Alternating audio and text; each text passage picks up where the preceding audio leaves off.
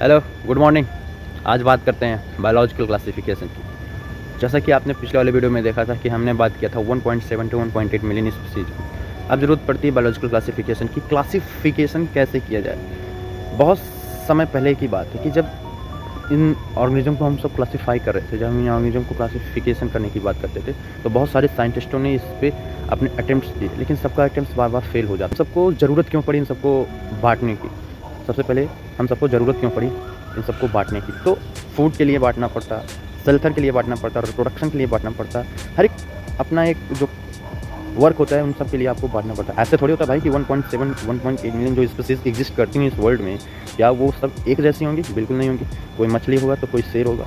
अब इन सबको बाँटने में बड़ी परेशानी हो रही थी। तब शुरुआती में आए एरिस्टोटल जी और इन्होंने मॉर्फोलॉजिकल कैरेक्टर को उठाया। कौन सा कैरेक्टर को उठाया? मॉर्फोलॉजिकल कैरेक्टर को उठाया और इन्होंने एक-एक करके इन सबको बाँटना स्टार्ट किया। इन्होंने सबसे पहले कैसे बाँटा था कि जिस एनिमल के पास रेड ब्लड है वो एक तरफ, और जिस स्पीशीज़ के पास रेड ब्लड है वो एक तरफ, और जिस स्पीशीज़ के पास रेड ब्लड नहीं है वो एक तरफ। इनका ऐसा बाँटना जायज़ था। देखिए, हम सब जब कभी भी कोई भी चीज़ बाँटते हैं तो बहुत छोटी-छोटी चीज़ नहीं बाँटते हैं। जब कभी भी बँटवारा होता है तो घर के लिए बँटवारा होता है, ज़मीन के लिए बँटवारा होता है। क्या कभी आपने सुना है कि 5 भाई मिल के एक पार्ले बिस्कुट बाँटने लग गए? बिल्कुल नहीं। तो ऐसा ही जस्ट काम किया लिनियस ने। यहाँ पे आके इन्होंने सिर्फ़ 2 किंगडम बनाए, एक था प्लांट और दूसरा था एनिमल।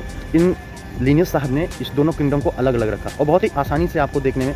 अब आप भी सोच सकते हैं कि यहाँ से किंगडम की स्टार्टिंग पॉइंट हुई। तो लिनियस जी थे, क्या ये ऐसे डायरेक्ट नहीं बाँट दिए थे? तो समझिएगा मेरी इस बात को।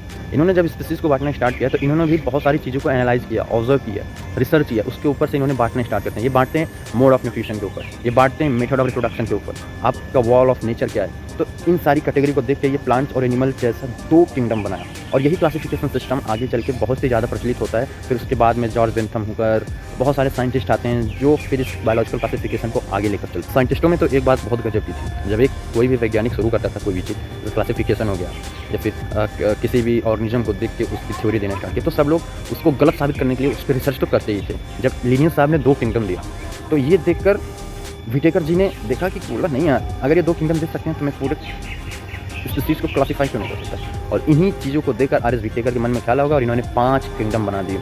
आज भी आप सबको याद होगा, Monera, Protista, Fungi, Animalia and Plantae Animalia.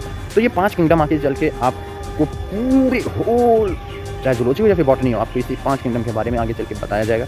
इनके वर्क समझाए जाएंगे, इनके मेथड ऑफ रिप्रोडक्शन समझाएंगे, मोड ऑफ न्यूट्रिशन समझाया जाएगा, फाइलोजेनेटिक रिलेशनशिप समझाया जाएगा, इवोल्यूशनरी रिलेशनशिप समझाया जाएगा। तो आप तो समझ रहे हैं ना, ये क्लासिफिकेशन कितना ज़्यादा काम करेगा आगे चल के।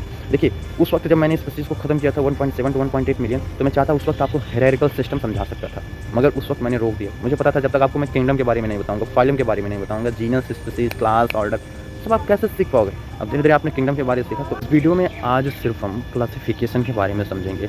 वादा करता हूँ नेक्स्ट वीडियो में आपको इस क्लासिफिकेशन के हर एक पार्ट को समझाऊँगा।